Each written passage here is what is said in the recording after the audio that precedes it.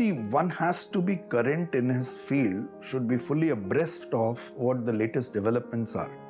And he should be the final destination for anybody to get the right information about that particular product or process, because this is how you are cut above the rest.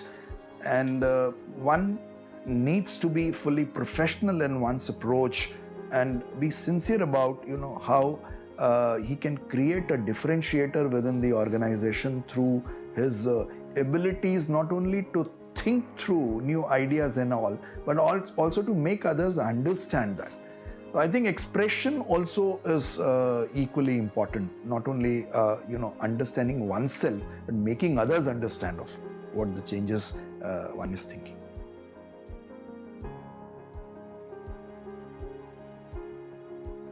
I think the compliance, the other infrastructure in the organization should keep pace with the growth. At times there had been accidents only because the growth was accelerated and the organization was not prepared with its own infrastructure, even the compliance and monitoring part of it. So I think if both are taken care of, you will have a sustained growth. You will not have accidents.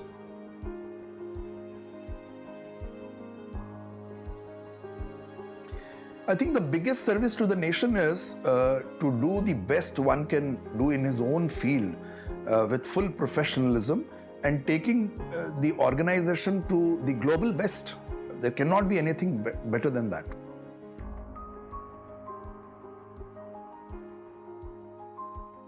Many, in fact, as a treasurer, I have been witness to quite a few, many a times turmoil in the market.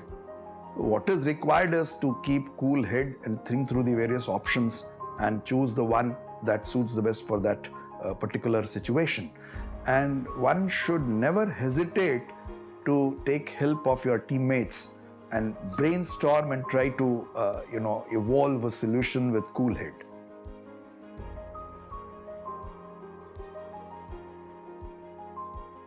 The managerial relationship with his team is more a transactional one. It's a give and take.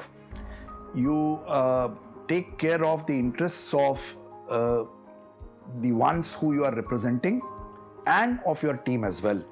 So it's more like give and take. If you perform well, the management would provide you, the manager would provide you with the variables, incentives and various other things. So organization gains with your work, hard work and all that. Whereas in case of leader, it's the interest of the team first and then comes the interest of the leader. And who would be a better example than the leaders in army? At times they push their teammates back and they take the bullets first and all. In case of leadership, the trust is a very important factor, where the entire team believes that my leader would take care of my interests first and will take care of his interests only after that. And this is the reason why they are ready to sacrifice their most precious possessions, and what could be more precious than the life.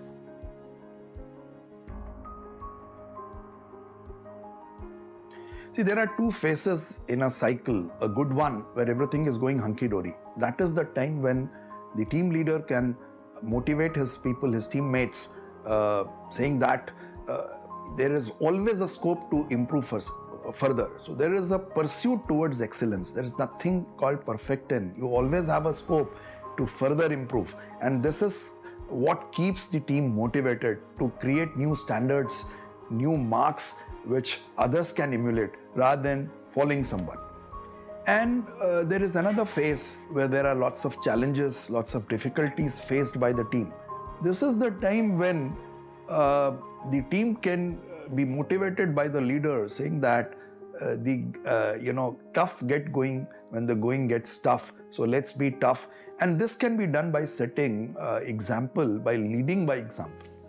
So the entire team follows the leader with full trust and faith in him, and he is the one who leads them to face those difficulties, those challenges.